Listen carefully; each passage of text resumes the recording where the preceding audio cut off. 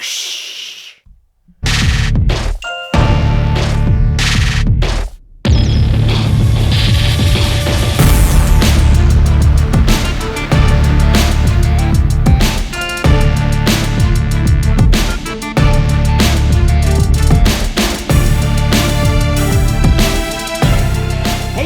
Welcome to LumberJillville. Women's wrestling lives here, and welcome to the inaugural episode of the NXT Women's Weekly Wrap-Up, where every week I will cover the going-ons with the women's division the night before on NXT. Everything that happened, everything that went on, just to catch all of you up.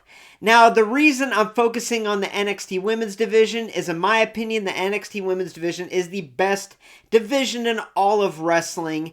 And those women deserve a platform. They deserve the praise. They deserve the focus. And I really want to give them that. And I really want to do this series and focus on that division. Now, I will say that this type of video is outside my comfort zone. I haven't really done anything like this. I review all the women's wrestling figures. But I want to do this. I've wanted to do this for a while, and I really hope that y'all enjoy this kind of video. Please like this video. Let me know in the comments what you want to see changed, what I should add, what I should take away. Just give me feedback, because that's what this community is all about. But I'm super excited to start this series, and I'm super excited to fill y'all in on everything NXT Women's Wrestling. Now, that being said, we had 3 major women's championships on the line tonight at NXT Gold Rush Week 1. This week's show took place in New York, at the theater at Madison Square Garden. Now, Week 2 of Gold Rush that's airing next week was filmed tonight, but we're just going to cover Week 1 because that's what aired on television. Kicking off the show, we have a mixed tag team match for the AAA World Mixed Tag Team Championships between the champs Chelsea Green and Ethan Page taking on Thea Hale and Hendry. So Joe Hendry and Thea Hale made their way to the ring first, and I think that's a great way to start the show. Really gets the crowd energetic. They love Joe's entrance. They love Joe. And how do you not love Thea? Next up, we had Chelsea Green and Ethan Page come out. And wow, I have to take a moment here and appreciate the matching gear for both teams, but especially Chelsea and Ethan. They had this black gear with red accents, red maple leaves. It was a beautiful thing, because in today's wrestling, we don't see a lot of tag teams wear matching gear, and that drives me nuts. Especially over the last few years when WWE has been mixing and matching women, putting them together, calling them a tag team, and then their gears don't match. Drives me absolutely wild, so I just wanted to take a moment and appreciate that. So the match started with the ladies exchanging holds, exchanging moves, and then it was a good mix of the men and the females being involved. Now, this particular type of match, if the male wrestler tagged the female partner, the other female was the legal opponent, so they had to get in the ring. But they did a good job of mixing and matching with a couple different spots that did involve both sides. Now, I have to say that Thea Hale's energy was off the freaking charts. She's crazy, she's insane, and I love it. I really thought at one point, I'd say a year or so ago, I thought she's going to the top. She's going to be the next NXT Women's Champion. And then for some reason, she kind of fell off. Her push kind of fell off. But I really want to see her continue. I wanted to see her continue to go down the path and hopefully one day get a championship. But yeah, in this match, she was just all over the place. I love her energy. Reminds me of me after I drink about 2 rock stars. Super cool. Now, this match was pretty short, but it was chock full of moments, and the match ended when Chelsea hit the unprettier to Thea and pinned her 1, 2, 3. Chelsea and Ethan retained the AAA World Mixed Tag Team Championship. So then we have a backstage segment. It starts off with Jordynne Grace and Lola Vice, and they're just talking to each other, and Lola's kind of venting, and they are side standing, which is always bizarre. Then in comes Kalani Jordan, and Lola's all like, "Okay, traitor, what are you doing here?" And Kalani's all like, "I'm the TNA Knockouts champion." And Lola's like, "Weird, because you're signed to NXT, you traitor." And Kalani's all like, "I didn't choose TNA. TNA chose me." And Lola's like, and she gets all mad. And that was about the end of that segment. After one of the many commercial breaks tonight, we see Ava, and she's really hyping up this upcoming Deadline Premium Live event, and she's talking about the Iron Survivor match. Now, she says that there's going to be one special individual that's going to choose all the male and all the female competitors for the Iron Survivor match that's taking place at NXT Deadline. Now, that individual that's picking the teams is John Cena. Why? Because it's John Cena, his farewell tour. I don't know. I think they're really just trying to get him on every TV product of WWE, NXT. They're really trying to get their money's worth out of him before he's duckface. Deuces. Next up, we have a backstage segment where Zarya is concerned. She's talking to Sol Ruca, and she's all like, Sol, are you sure you can go out there? You just got injured last month. Are you sure you're okay to do this? And Sol's all fastening up her knee brace, and she's like, I gotta do what I gotta do to get my title back. That Zarya lost for her, by the way. Next up, we have a title match for the Women's North American Championship, where Blake Monroe defends her title versus Sol Ruca. Now, like I mentioned, you go back to Halloween Havoc, and Zarya defended Sol's NXT Women's North American Championship against Blake Monroe, where she lost. So that's how Blake got the championship, and that's why Sol's going to face off against Blake tonight. Now, Blake made her entrance first. She was wrapped in a towel. She opened it up to expose the NXT Women's North American Championship and a nice little image of the New York skyline kind of on the inside of the towel. I thought that was pretty cool. Now, Sol made her way out with Zarya, and I was a little confused because backstage Zarya was so confused, but they come out and they're all smiles and Sol's jumping around, and Vic Joseph and Booker T are on commentary, and they start the many comments about Sol Ruca's knee and their concern about her knee. And this continues throughout the whole match, so I'm pretty sure that knee is going to play a part into the match. Now, early on in the match, Sol dominated pretty early, while Vic and Booker continued to say, I don't know about her knee, I don't know about that knee, I don't know if it's a good idea. But the momentum did shift back and forth, with eventually, later in the match, Blake Monroe was targeting Sol's knee, and I have to say, I was cracking up when she took Sol's knee brace off, and she yeeted that thing down the aisle, and the camera view just showing the knee brace just cling, cling, cling down the aisle had me laughing. Now, Sol Ruca did one of the coolest things, which I'll save for later for a very special moment. So, at the end of the match, Blake Monroe has Sol in this submission maneuver, and Sol's just in pain. She's in agony, and she's ah! And Zarya from the outside looks at Sol, looks over, sees a white towel, grabs a white towel. Like, she's gonna throw this towel in. I'm talking, Rocky Balboa and Apollo Creed, Rocky IV type stuff, right? So she has the towel, she's about to throw it, and Sol Ruca's all like, I'm hurting, but don't do it. No, I can do this. And Zarya goes, Oop, and throws in the towel. Match over. Blake Monroe retains the NXT Women's North American Championship. So, yeah, I have to say, when are Zarya and Sol Ruca gonna break up? This has been teased for months.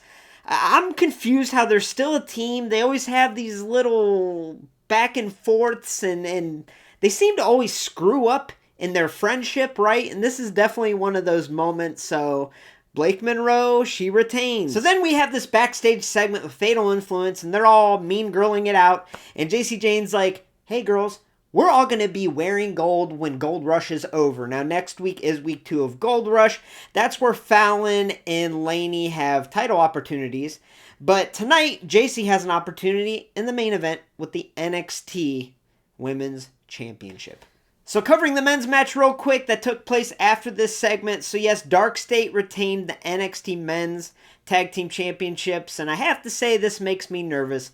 3 for 3 as far as champions retaining their titles. This pretty much tells me that my girl Tatum might be going down tonight, might be losing to Jacy. We will see. But yeah, it's a little weird that we have a Gold Rush pay-per-view or a premium live event, and none of the titles have changed hands, so this doesn't bode well for the main event. Next, we have a backstage segment with Kendall Gray and Ren Sinclair, and Kendall says something pretty cool. She says that this Evolve Women's Championship is going to be on the biggest stage it's ever been on, next week because Kendall is defending her title next week on NXT Gold Rush Week 2. So that's pretty cool. Really cool. Big fan of Kendall. The main event this evening has the NXT Women's Champion Tatum Paxley defending her title versus Jayne. Now this is supposedly like a last chance match where Jacy's not allowed to challenge for the NXT Women's Championship anymore, so this could be a way to get her to the main roster. She's been NXT for a long time, but as I mentioned, I'm a little worried because all the titles that have been defended tonight have not changed hands, so I have a feeling that this one is.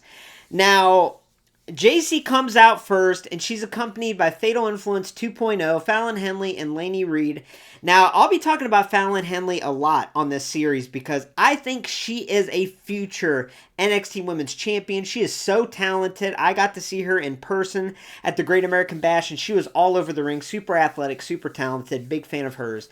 And then we have Lainey Reed. I miss Jasmine Nix. I miss Jasmine Nix. So in between entrances, there's a backstage argument, or I guess tuffle, between Sol Ruca and Zarya. And Sol Ruca's like, "Why'd you throw in the towel?" And Zarya's like, "I'm trying to protect you." And Sol Ruca's all like, "I had it. I had it. When my leg was twisted and bent over my head, I had it. I was in control."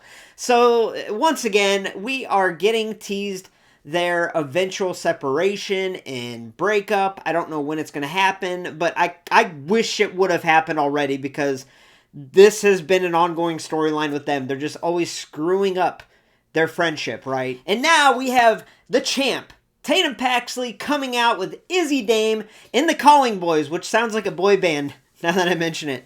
But yeah, the match is underway. There's a lot of back and forth early on. Now, it doesn't take long for Fatal Influence to get involved, which is funny because Tatum takes them all out and they're all laying on the outside floor. Tatum goes up on the step and then she just stands there and Izzy's standing watching like, "Yeah." And Tatum's like, "Yeah." And the girls on the ground are like, "Oh." And this goes on for a while. Now they go to a side-by-side commercial break.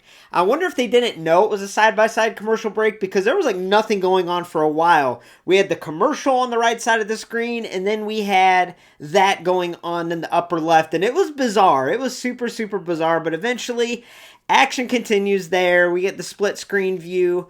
And there were a lot of big kicks by Tatum Paxley. Now, that really shows her powerlifting background, which is really cool if you look it up. She's a, two-time powerlifting champion. But yeah, she had a lot of kicks, and she actually had a lot of innovative offense in this match. Moves I've never seen that I was just really impressed by. Now, okay. Match goes on. You know, we got the outside of the ring. We got Fatal Influence and the Calling, and they're fighting each other off. So you think, hey, Fatal Influence, they might not help Jacy win because the Calling's looking after Tatum. So there's a moment. Tatum gets vaulted to the outside of the ring. She stands up, walks to the ring. The boy band, the Calling Boys, they stand in front of her, not letting her get back in the ring. And at that moment, I'm like, wait a sec. Did they mess their spot up? And then, boom! Izzy Dame comes with a big boot, completely lays out Tatum, throws her in the ring, allows Jacy to finish her off, pins her. 1, 2, 3. Jayne is your winner and your new NXT Women's Champion, and that's thanks to Izzy Dame in the Calling. Now, we've seen signs of this for a while. When Tatum won the championship, Izzy was like almost jealous, like envious, just looking at her like, ugh. So they kind of teased that breakup, but I didn't think it happened so soon. And she turned on her for what? You know, it would have made sense if she helped her win and then turned on her and then challenged her for the NXT Women's Championship. But now Jacy's got the title. She's going to feud with Tatum. Where's it going to go from there? But yeah, I love Tatum Paxley. I think she is such an underrated superstar. And when she won the championship, I was really blown away. And also, it has to be said that Tatum Paxley has had such a heartbreaking character arc, right, through the years, where she's had a lot of her friends leave her, turn on her. I think Lyra got called up to the main roster when they were together. Wendy Chu turned on her. Shout out Wendy. But yeah, Tatum's been screwed over a lot, and it's like she can't find friends. That's like her whole character, and that's just heartbreaking. I hate that. I absolutely hate that. It makes me sad. It makes me sad, and I don't like it. So yeah, Tatum loses her NXT Women's Championship. So, do I replace this with a Jacy banner? I don't know. We will think about that because I just put this up. It's my first episode. But yeah, sad.